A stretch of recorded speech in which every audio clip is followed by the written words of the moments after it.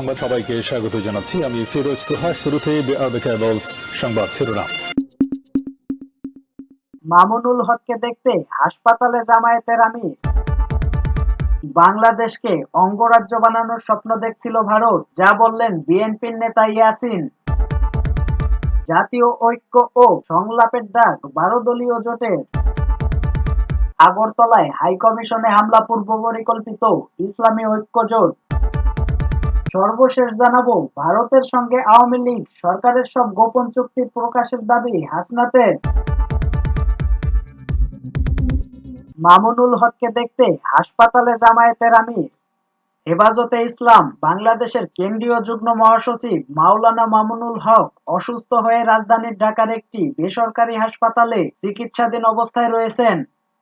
মঙ্গলবার সন্ধ্যায় তাকে দেখতে হাসপাতালে আসেন বাংলাদেশ জামায়াতে ইসলামের আমির ডক্টর শফিকুর রহমান।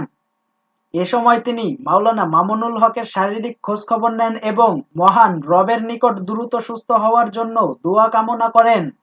জামায়াত আমিরের সঙ্গে উপস্থিত ছিলেন কেন্দ্রীয় নির্বাহী পরিষদ সদস্য মোহাম্মদ মোবারক হোসাইন এবং অন্যান্য নেতৃত্ববৃন্দ। বাংলাদেশকে অঙ্গরাজ্য বানানোর স্বপ্ন দেখছিল ভারত, যা বললেন বিএনপির নেতা ইয়াসিন। বিএনপির ত্রাণ ও পুনর্বাসন বিষয়ক সম্পাদক আমিনুর রশিদ ইয়াসিন বলেছেন, শেখ হাসিনা স্বৈরাচার ছিলেন, বাংলাদেশের মানুষ তাকে খেদিয়ে দিয়েছে। ভারতের এত জ্বলে তার কারণ একটাই, শেখ হাসিনা থাকলে যা ইচ্ছা তা চুক্তি করে বাংলাদেশকে তাদের অঙ্গরাজ্য করার স্বপ্ন দেখছিল ভারত। শেখ হাসিনা চলে যাওয়ার পর তাদের সে স্বপ্ন ভেঙে গেছে। ভারতে আমাদের পতাকা অসম্মান করা হয়েছে। এছাড়া আমাদের সহকারী হাই কমিশনে যে তিরস্কারজনক হামলা হয়েছে, আমরা এর তীব্র নিন্দা জানাচ্ছি। ভারতের ত্রিপুরা রাজ্যের রাজধানী আগরতলায় বাংলাদেশের সহকারী হাইকমিশনে হামলার প্রতিবাদে কুমিল্লায় বিএনপির বিক্ষোভ মিছিল শেষে প্রধান অতিথির বক্তব্যে এসব কথা বলেন তিনি। এ সময় বিএনপির এ নেতা বলেন, তারা এখন চেষ্টা করছে বিভিন্নভাবে আমাদের উস্কানি দিয়ে দেশে বিশৃঙ্খলা সৃষ্টি করে আমাদের দুর্বল করতে। যারা এ চিন্তা করেছেন তাদের প্রতি আমার অনুরোধ, কোনো লাভ হবে না। আপনারাও স্বপ্ন দেখছিলেন কেয়ামত পর্যন্ত শেখ হাসিনাকে ক্ষমতায় রাখবেন। আল্লাহর রহমতে জনগণের প্রতিবাদের মুখে নোটিশ না দিয়েই ভিলাই করতে হয়েছে। যে দাদা আমি নামতেছি, আমারে জায়গা দাও।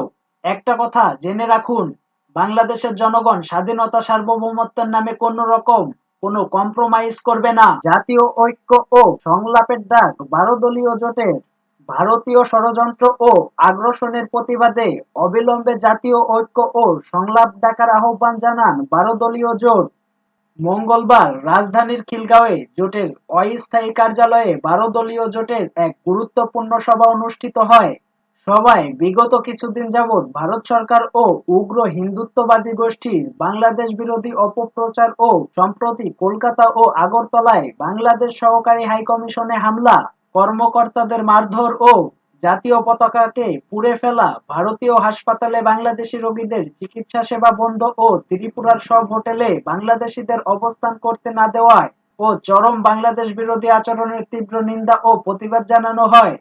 জোটের নেতারা বাংলাদেশের স্বাধীনতা সার্বভৌমত্ব ও অখণ্ডতা রক্ষায় এবং ভারতীয় ষড়যন্ত্রের প্রতিবাদে স্বৈরাচার বিরোধী আন্দোলন ও ভারতীয় আগ্রাসনের বিরুদ্ধে সোচ্চার দলগুলোর মধ্যে ইস্পাত কঠিন ঐক্য গড়ে তুলতে ও অবিলম্বে জাতীয় সংলাপ ডাকার আহ্বান জানান।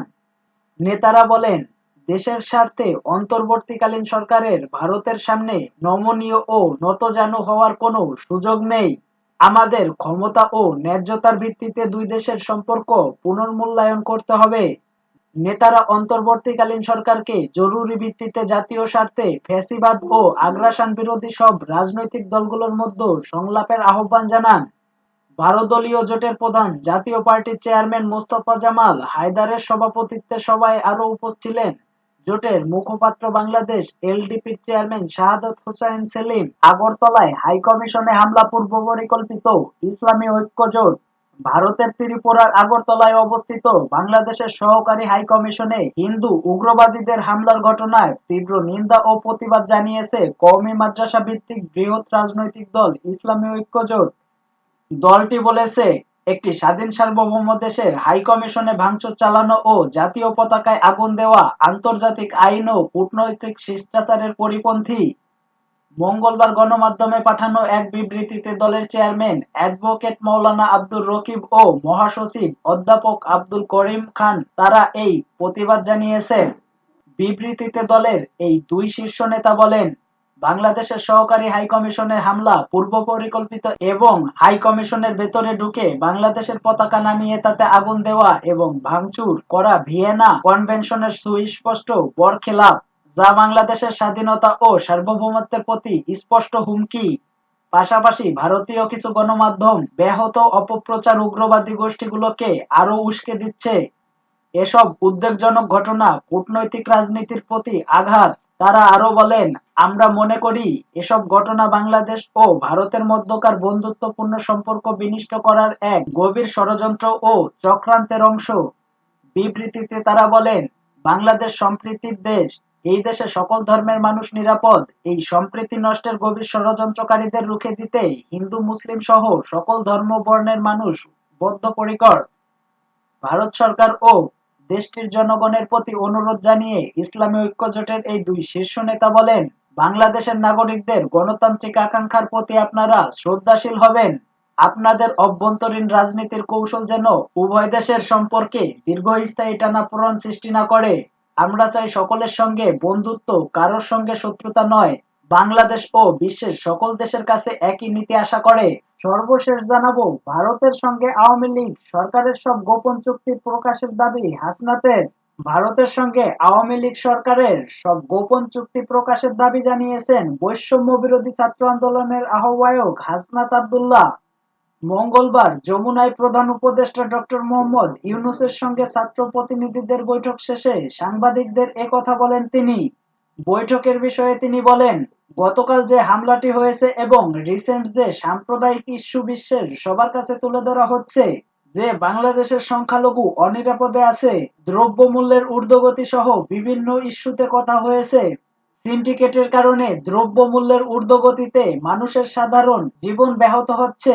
মানুষের সংখ্যা আমরা প্রধান উপদেষ্টাকে জানিয়েছি। তিস্তার পানি ন্যায্য বন্টন নিয়ে আলোচনা করতে বলেছি। তিনি আরো বলেন, সীমান্ত হত্যা কিভাবে বন্ধ এবং বিচার নিশ্চিত করা যায় সে বিষয়ে কথা হয়েছে। ভারতের সঙ্গে আওয়ামী লীগ সরকারের করা গোপন চুক্তিগুলো প্রকাশের কথা বলেছি। হাসনাত বলেন, যারা ষড়যন্ত্র করেছে তাদের স্পষ্ট বলতে চাই, সার্বভৌমত্বের প্রশ্নে, অখণ্ডতার প্রশ্নে সব ধর্মের সবাই মিলে একসঙ্গে লড়াই করব। তিনি বলেন, সংখ্যালঘু ট্রাম্প কার্ড ব্যবহারের মাধ্যমে আওয়ামী লীগ বোঝাতে চেয়েছে আওয়ামী লীগ যতদিন ছিল ততদিন তারা নিরাপদ ছিল। আমরা ভারতকে বলতে চাই, ভারত সংখ্যালঘুদের যে নির্যাতন করেছে তার উদাহরণ হিসেব দেওয়া যায়। ভারতকে উদ্দেশ্য করে হাসনাত বলেন, আপনারা আওয়ামী লীগের দৃষ্টিতে না দেখে জনগণের দৃষ্টিতে দেখেন। সরকারের সঙ্গে ন্যায্য ও সমঝোতার ভিত্তিতে সম্পর্ক বজায় রাখুন। ৫ আগস্টের আগে যে একতা তৈরি হয়েছে তা এখনো ভাঙেনি উল্লেখ করে হাসনাত বলেন, জগন্নাথ হলের শিক্ষার্থীরা মিছিল করেছেন। তারা বলেছেন, এদেশের কোনো সাম্প্রদায়িক দাঙ্গা নেই। সকল ধর্মের সকল জাতির লোকজন মিলেমিশে এদেশে একতাবদ্ধ আছে।